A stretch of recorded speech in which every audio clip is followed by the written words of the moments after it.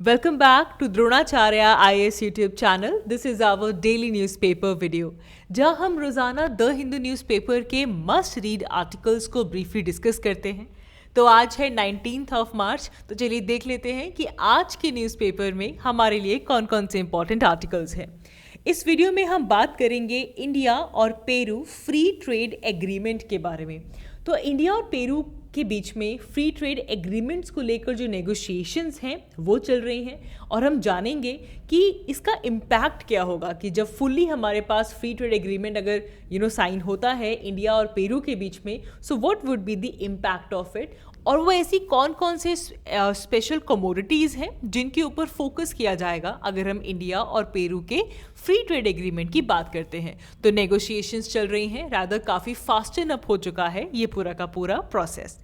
Then we also gonna talk about dengue. So हमारे पास update ये है कि डेंगू से जुड़ी हुई vaccine by the mid of 2026 हमारी मार्केट में अवेलेबल हो सकती है, जो कि एक बहुत बड़ा ब्रेक थ्रू है। हम जानेंगे कि ये वैक्सीन कौन डेवलप कर रहा है और डेंगू अपने आप में किस तरह की डिजीज़ है, इसके बारे में भी हम कुछ चीज़ें जानेंगे। एंड आज ज्योग्राफी पर्सपेक्टिव से बहुत इंपॉर्टेंट आर्टिकल आया है जिसमें एंथ्रोपोसीन इपोक की बात की गई है। देखिए, आप जब जियोमॉर्फोलॉजी पढ़ते हैं या फिर वैसे भी जब हम ज्योग्राफी की बात करते हैं, हम जियोलॉजिकल टाइम स्केल के बारे में जानते हैं। हम देखते हैं कि किस तरह हमारे पास एराज होते हैं, इपोक्स हैं, पीरियड्स हैं, एजेस हैं, और वहाँ पे ये डिस्कशन चल रही थी कि जो हमारा लेटेस्ट इपोक है उसे अपडेट करना चाहिए और लेटेस्ट इपोक को नाम देना चाहिए एंथ्रोपोसीन इपोक। अब इसे लेकर कुछ साइंटिस्ट ने इसे रिजेक्ट कर दिया है कि नहीं, एंथ्रोपोसीन इपोक को अभी ऐड नहीं करना चाहिए, ये उन सभी पैरामीटर्स को पूरा नहीं करता है जिसके बाद हम एक इपोक में अपडेशन करते हैं। लेकिन क्योंकि इस टॉपिक को लेकर काफ़ी डिस्कशन हो रही है, so it is very important for us to understand that what is an Anthropocene epoch. अगर ये बात समझ में आएगी तभी इसके अराउंड जो डिबेट और डिस्कशंस हो रही हैं उसे लेकर हमें क्लैरिटी होगी। तो काफ़ी इंपॉर्टेंट है ये हमारे इवन मेंस पर्सपेक्टिव से भी। उसके अलावा इंटरनेशनल ऑर्डर में हमारे पास अपडेट है। रशिया में प्रेसिडेंशियल इलेक्शंस हुए and again Vladimir Putin has won with a landslide victory. तो इसका क्या इम्प्लीकेशन होगा, इससे जुड़ी हुई कुछ डिटेल्स देख लेंगे। And we gonna also talk about a military exercise जो कि tri service military exercise India और यूएस के बीच में हो रही है, which is the Tiger Triumph exercise. तो उसकी डिटेल्स भी इस वीडियो में हम कवर करेंगे। So please do watch this video till the end. तो चलिए शुरुआत करते हैं सबसे पहले आर्टिकल के साथ, जहां हम इंडिया और पेरू के बीच में होने वाले फ्री ट्रेड एग्रीमेंट से जुड़ी हुई नेगोशिएशन की बात कर रहे हैं। देखिए, सबसे पहले आपको पेरू की लोकेशन क्लियर होनी चाहिए। पेरू जो कि एक लैटिन अमेरिकन कंट्री है, it is a Latin American country. अब हम दो चीज़ें देखते हैं कि हमारे पास जब हम अमेरिकन कॉन्टिनेंट्स की बात करते हैं तो हमारे पास नॉर्थ अमेरिका आ जाता है और साउथ अमेरिका आ जाता है। लैटिन अमेरिकन उन कंट्रीज़ को कहा जाता है जहाँ पे स्पेनिश बोली जाती है। तो Peru is one of the Latin American country जो कि साउथ अमेरिका में लोकेटेड है। अब आप इसकी लोकेशन देखिए। बिल्कुल जब हम ये देखते हैं कि इक्वेटर पास करता है साउथ अफ्रीका से, तो हम देखते हैं कि इक्वाडोर, कोलंबिया और ब्राज़ील से इक्वेटर चला जाता है और इसके साउथ में है पेरू। इक्वेटर के साउथ में है पेरू, पहली बात तो ये। और अगर आप इसके आसपास नेबरिंग कंट्रीज़ देखें तो यू कैन सी कि पेरू के नॉर्थ में आपको मिल जाएगा इक्वाडोर, देन इसके थोड़ा सा नॉर्थ ईस्टर्न साइड पे आपको कोलंबिया मिल जाएगा, then there is Brazil, Bolivia and Chile. तो ये 5 कंट्रीज़ हैं जिनके साथ पेरू अपना बॉर्डर शेयर करता है, Ecuador, Colombia, Brazil, Bolivia and Chile. तो लोकेशन क्लियर रखेंगे। बिल्कुल ये जो आपका नॉर्दर्न वेस्टर्न पार्ट है साउथ अमेरिकन कॉन्टिनेंट का, वहाँ पे लोकेटेड है पेरू, जो कि एक लैटिन अमेरिकन कंट्री है, साउथ अमेरिका में लोकेटेड है। लोकेशन क्लियर हो गई। अब बात करते हैं न्यूज़ में क्यों है। न्यूज़ में इसलिए है कि कहा जा रहा है कि इंडिया और पेरू के बीच में फ्री ट्रेड एग्रीमेंट को लेकर जो नेगोशिएशंस हो रही हैं, जो बातचीत हो रही है, उसे बहुत ही फास्टन अप कर दिया गया है। और 7th राउंड ऑफ नेगोशिएशन होने वाला है न्यू दिल्ली में, जो कि 8th ऑफ अप्रैल से शुरू होने वाला है, जिसमें वो कौन कौन से ऐसे गुड्स एंड सर्विसेज जिनको एक्सचेंज किया जाएगा, जिनके ऊपर फोकस किया जाएगा, उसकी लिस्ट को, उसकी डिटेल्स को शेयर किया जाएगा। तो यहाँ से एक बात तो हमें क्लियर हो गई कि ये पहली नेगोशिएशन नहीं है। इंडिया और पेरू के बीच में फ्री ट्रेड एग्रीमेंट की नेगोशिएशन का फर्स्ट राउंड की शुरुआत होती है 2017 में, और तब से लेकर 2019 तक 5 राउंड्स पूरे हो जाते हैं नेगोशिएशन के। लेकिन उसके बाद क्या होता है, कोविड-19 पैंडेमिक आ जाता है, जिसकी वजह से ये नेगोशिएशन का प्रोसेस डिसरप्ट हो जाता है। लेकिन अब हमारा 7th राउंड होने वाला है न्यू दिल्ली में, एंड जिसमें इसे और स्पीडन अप किया जाएगा। देखिए, जब भी हम फ्री ट्रेड एग्रीमेंट की बात करते हैं, दो कंट्रीज आपस में नेगोशिएट कर रही हैं, अपनी अपनी टर्म्स को सामने रखती हैं, मेन एम क्या होता है? सबसे बड़ा एम तो यही है कि बायलेटरल ट्रेड और इन्वेस्टमेंट इसके अंदर बूस्ट हो। सेम ऑब्जेक्टिव पेरू का है, सेम ऑब्जेक्टिव इंडिया का है कि हमारा जो ट्रेड और इन्वेस्टमेंट है बायलेटरल, उसमें बढ़ावा हो। साथ ही में अगर हम स्पेशली इंडिया की बात करें तो ये भी है कि जो हम सर्विसेज में ट्रेड करते हैं, service sector play a very important role. जो सर्विसेज का ट्रेड है, इसमें भी इसको भी हम प्रमोट कर पाएँ। एंड वी ऑल्सो वॉन्ट कि इंडिया और पेरू के बीच में जो इकोनॉमिक और कमर्शियल टाइज हैं, हम उनको एनहांस कर पाएँ, क्योंकि जब भी एक FTA आता है तो उसमें जो ट्रेड बैरियर्स होते हैं, हम उन ट्रेड बैरियर्स को रिड्यूस करते हैं, जिससे कि हम चाहते हैं कि जो कोऑपरेशन है दो कंट्रीज़ के बीच में वो बूस्ट अप हो। So that is the main idea of any free trade agreement, और जो आइडिया इवन इंडिया और पेरू के फ्री ट्रेड एग्रीमेंट का भी है। अच्छा, यहाँ पे एक बहुत अच्छी बात कही गई है कि ये जो फ्री ट्रेड एग्रीमेंट है हमारा पेरू के साथ, ये इंडिया के लिए काफ़ी सिग्निफिकेंट है, क्योंकि हम लगातार ये एक विजन हमने बनाई है कि जो लैटिन अमेरिकन कंट्रीज़ हैं वहाँ पे इंडिया की जो प्रेजेंस है, वहाँ की मार्केट में जो इंडिया की प्रेजेंस है वो इंक्रीज़ हो। हमारी जो ट्रेडिशनल मार्केट्स हैं हम उससे बियॉन्ड जाना चाहते हैं, और जिसमें लैटिन अमेरिकन कंट्रीज़ एक इम्पॉर्टेंट रोल प्ले करते हैं। अब देखिए, आपके मन में ये भी क्वेश्चन आ रहा होगा कि अब तो मॉडल कोड ऑफ कंडक्ट लग चुका है, तो फिर अब किस तरीके से ये नेगोशिएशंस हो सकती हैं? तो देखिए, ऑल्दो 2024 लोकसभा इलेक्शंस की डेट अनाउंस हो चुकी है, मॉडल कोड ऑफ कंडक्ट लग चुका है, लेकिन इसके अलावा ये जो ऑनगोइंग ट्रेड नेगोशिएशन है, इसके ऊपर model code of conduct apply नहीं होगा। ये नेगोशिएशन इसी तरह होगी। हालांकि अगर ऐसा हो कि फ्री ट्रेड एग्रीमेंट को अगर हम कैबिनेट अप्रूवल की बात करें तो वो बहुत डिफिकल्ट हो जाएगा, क्योंकि मॉडल कोड ऑफ कंडक्ट लगा हुआ है कि अगर फ्री ट्रेड एग्रीमेंट फाइनलाइज हो गया और उसे कैबिनेट ने अप्रूवल देना हुआ तो वो कोड ऑफ कंडक्ट की वजह से उतना ईजिली नहीं हो पाएगा, दैट वुड बी डिफिकल्ट। लेकिन अगर हम सिर्फ नेगोशिएशन की बात कर रहे हैं, बातचीत की बात कर रहे हैं, जो कि 8th ऑफ अप्रैल से होने वाली है न्यू दिल्ली में, तो उसके ऊपर कोड ऑफ कंडक्ट का कोई असर नहीं होगा। ये स्टेटमेंट हमें एक सीनियर गवर्नमेंट ऑफिशियल ने द हिंदू न्यूज़पेपर को दी है। अच्छा जी, अब एक चीज़ और है कि जब हम पेरू की बात करते हैं ना, तो पेरू के लिए गोल्ड बहुत इंपॉर्टेंट है। वैसे भी जब हम देखते हैं कि पेरू के पास कौन कौन से इंपॉर्टेंट मिनरल्स हैं, वो कौन कौन से इंपॉर्टेंट प्रोड्यूस किस चीज़ को करता है, तो हम देखते हैं कि लिथियम, लेड, जिंक, कॉपर और सिल्वर, ये यहाँ पे बहुत ज़्यादा पाया जाता है, and therefore Peru is the major producer also. Lithium triangle के बारे में तो हम जान ही चुके हैं, हम जानते हैं ये बात कि यहाँ पे अर्जेंटीना, बोलीविया, चिली, ये पूरा का पूरा लिथियम ट्राइंगल वाला एरिया है, और इसके नॉर्थ में पेरू भी है, पेरू में भी लिथियम पाया जाता है। पेरू में गोल्ड बहुत ज़्यादा है, और यही है पेरू इज़ इंटरेस्टेड कि उनके गोल्ड को यहाँ पे इंडिया में जो मार्केट का एक्सेस है वो ज़्यादा मिल पाए।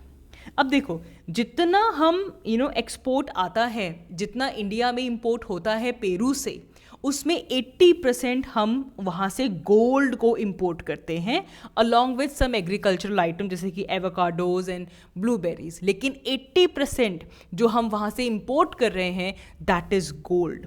तो इसीलिए गोल्ड की जो नेगोशिएशन है ये काफ़ी ट्रिकी हो जाती है, क्योंकि गोल्ड के ऊपर इंपोर्ट ड्यूटी को रिड्यूस करना as a part of FTA free trade agreement, it is not that easy for India.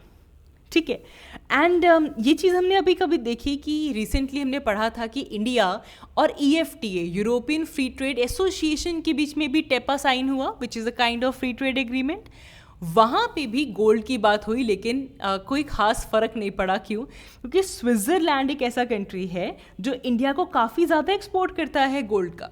Switzerland से जितना एक्सपोर्ट इंडिया में आता है उसमें भी 80% कंट्रीब्यूशन वहाँ से गोल्ड का ही आ रहा है, लेकिन फिर भी हमने वहाँ पे जो इम्पोर्ट ड्यूटी थी उसे रिड्यूस नहीं किया। India agreed to for 1% concession and लेकिन इसके अलावा जो इम्पोर्ट ड्यूटी थी वो इफेक्टिवली 15% पे ही रही थी। तो इसीलिए गोल्ड यहाँ पे इम्पॉर्टेंट होने वाला है इंडिया और पेरू के बीच में। अपार्ट फ्रॉम दैट, इंडिया की उम्मीद है कि हम वहाँ पे हमारे जो मोटर व्हीकल्स हैं, हमारी जो कॉटन यार्न है, हमारे जो फार्मास्यूटिकल्स हैं और कोई न्यू प्रोडक्ट्स हैं, उनके लिए हम एक न्यू अपॉर्चुनिटी, एक न्यू मार्केट पेरू के अंदर ओपन कर सकें। ठीक है, so that is about it. अब जब नेगोशिएशंस होंगी और उस नेगोशिएशन से हमारे पास क्या निकल के आता है वो हम तब फॉलो करेंगे। आगे बढ़ते हैं। हेल्थ पर्सपेक्टिव से आज एक इम्पॉर्टेंट टॉपिक है हमारे पास in the form of dengue. किसकी बात करेंगे? डेंगू की बात करेंगे। तो सबसे पहले हम जानेंगे कि व्हाट इज़ डेंगू।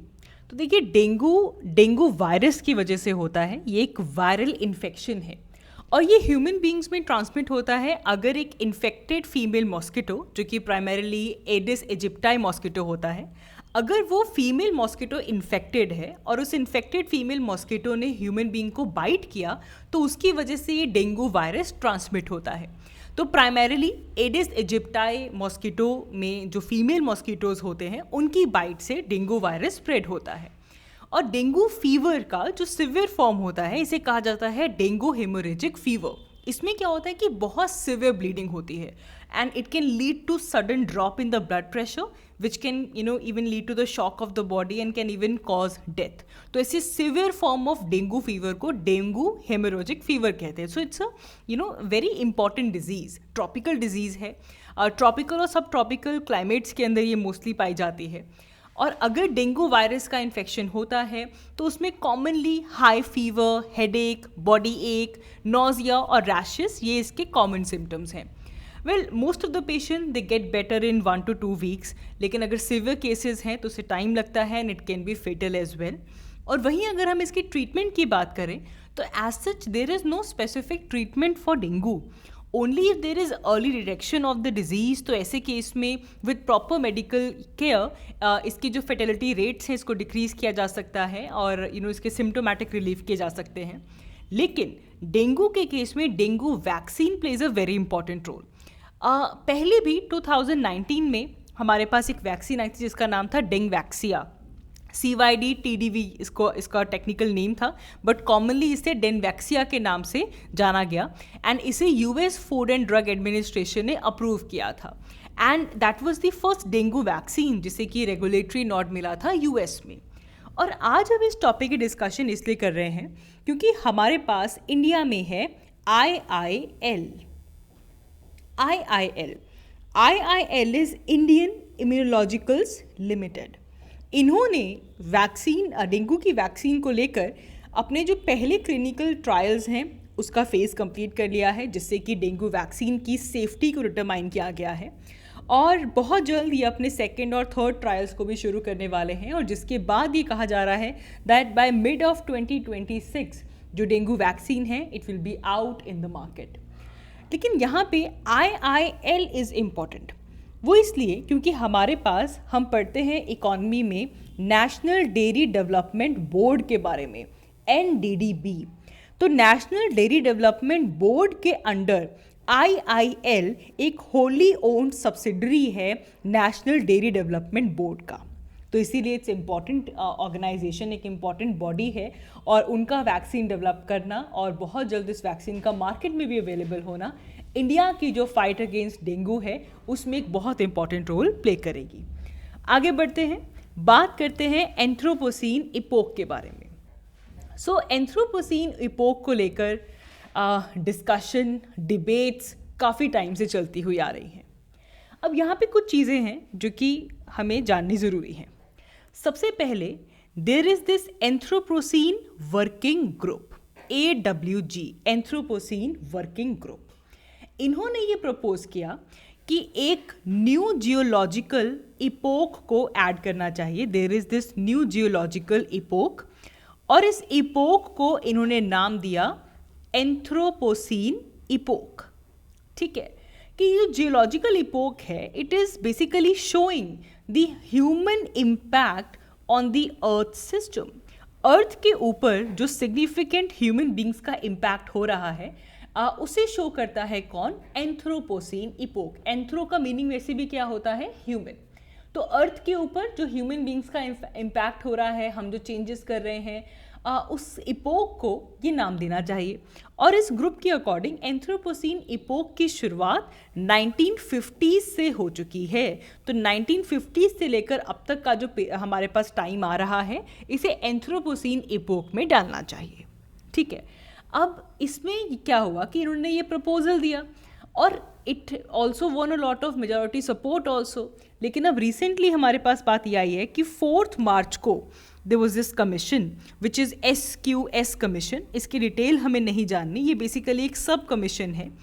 इन्होंने इस कि हमें एक नया जियोलॉजिकल इपोक ऐड करना चाहिए, इसे डिस्कार्ड कर दिया है, इस प्रपोजल को रिजेक्ट कर दिया है। Majority of the people they voted against it, और उन्होंने ये बिलीव किया कि इस न्यू एंथ्रोपोसीन इपोक को ऐड नहीं करना चाहिए। करंटली हमारे पास जो इपोक चल रहा है दैट इज हेलोसीन इपोक, और इन्होंने ये कहा कि हेलोसीन इपोक को हटाकर एंथ्रोपोसीन इपोक, मतलब कहने का है कि हेलोसीन इपोक ख़त्म हो गया और अब हमारे पास नया इपोक शुरू हो गया विच इज़ एंथ्रोपोसीन इपोक। इसकी डिमांड को उन्होंने रिजेक्ट कर दिया, और उन्होंने कहा कि ये जो रिजेक्शन है ये इसलिए है कि जो टाइम इंटरवल्स होते हैं जियोलॉजिकल टाइम स्केल का, उस पैरामीटर को ये सेट नहीं बैठता।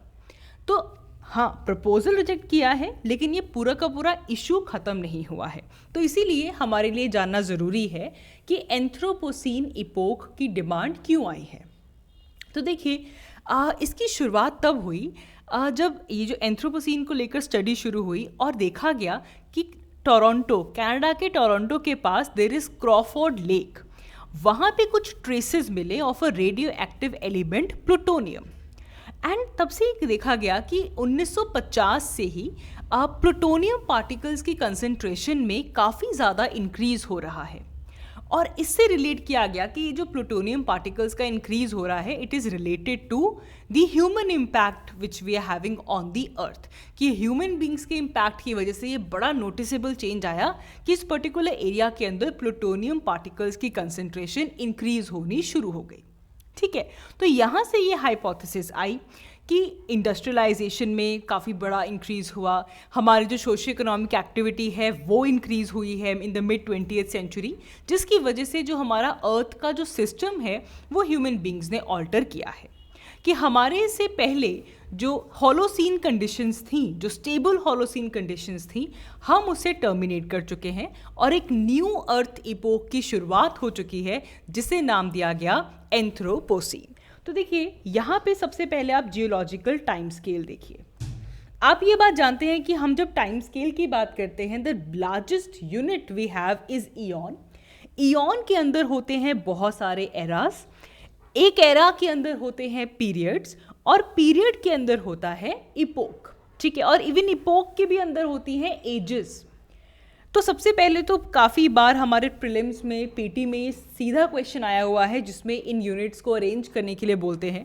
तो ये तो बिल्कुल क्लियर रखेंगे बात को कि हमारे पास जो लार्जेस्ट यूनिट है that is eon, followed by the eras, then there is period, then epoch, और सबसे छोटा जो यूनिट है दैट इज एज। ठीक है, अब आप देखिए हमारे पास जो करंट ईयॉन चल रहा है दैट इज फेनेरोजोइक ईयॉन, और इस ईयॉन के अंदर 3 एराज हैं, Cenozoic era, Mesozoic era, Paleozoic era. सबसे पुराना एरा था पेलियोजोइक, फिर आया मीजोजोइक, और अभी जो करंट चल रहा है दैट इज सीनोजोइक। इस सीनोजोइक एरा के अंदर हैं बहुत सारे पीरियड्स, जैसे there was this paleogene period, neogene period and quaternary period. तो फिलहाल जो पीरियड चल रहा है दैट इज क्वाटरनरी पीरियड, और इस क्वाटरनरी पीरियड के अंदर हमारे पास इपोक्स हैं।